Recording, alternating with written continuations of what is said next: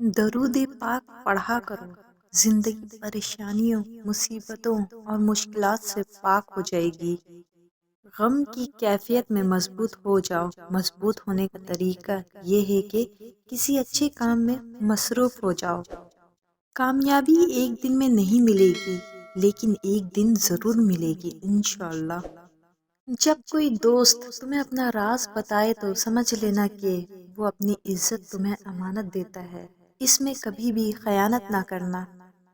جب رشتے سچے ہوں تو زیادہ سنبھالنے نہیں پڑتے، اور جن رشتوں کو سنبھالنا پڑے وہ سچے نہیں ہوتے۔ ہمیشہ کے لیے کچھ بھی نہیں ہوتا، اپنے آپ کو دباؤ کا شکار نہ بنائے۔ کچھ بھی ہو، کیسے بھی برے حالات کیوں نہ ہوں، وہ بدلیں گے اور ضرور بدلیں گے۔ معافی اتنی ہی خوبصورتی سے مانگنی چاہیے جتنی بدصورتی سے اس کا دل دکھایا ہو۔ جس طرح لیموں کی ایک بوند ہزاروں لیٹر دودھ کو برباد کر دیتی ہے، اسی طرح انسان کی انا بھی اچھے سے اچھے رشتے کو برباد کر دیتی ہے۔ اللہ سے ہمیشہ وہ طلب کیا کرو جو تمہارے حق میں بہتر ہو، نہ کہ وہ جو تم چاہتے ہو۔ ہو سکتا ہے تمہاری چاہت بہت کم ہو اور تمہارا حق بہت زیادہ ہو۔ جب آپ دل سے اپنے رب سے محبت کرتے ہیں تو وہ آپ کے دل میں انہی لوگوں کو رہنے دیتا ہے جو آپ کی محبت کے اہل ہیں۔ زندگی ایک بار ملتی ہے، سراسر غلط تصور ہے۔ زندگی تو ہر روز ملتی ہے، دراصل موت صرف ایک بار ملتی ہے۔ خوبصورت زندگی کا راز دعا کی جائے، دعا دی جائے، دعا لی جائے۔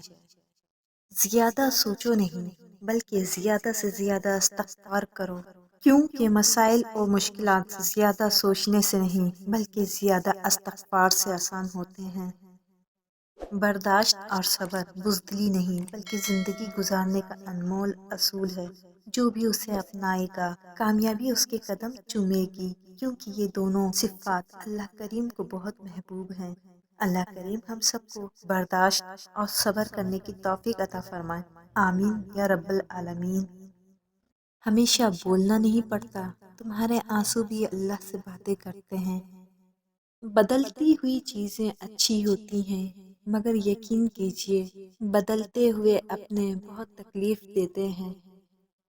کچھ لوگوں کو پچھتاوا بھی نہیں ہوتا اور ہم بے وقوف بن کر سوچتے رہتے ہیں کہ شاید کسی وقت انہیں احساس ہوگا اپنے غلط رویے کا، لیکن ایسا نہیں ہوتا۔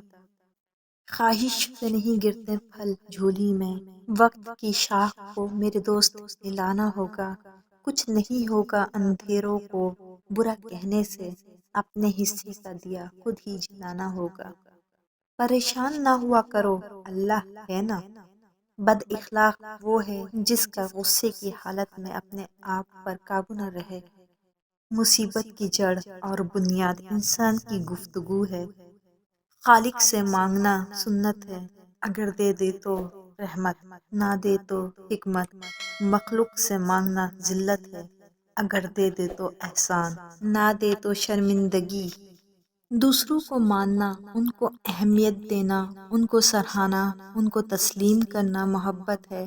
یہ وہ محبت نہیں جو اکثر ہم مرد و عورت تک محدود رکھتے ہیں، بلکہ یہ وہ محبت ہے جسے انسانیت کہا جاتا ہے۔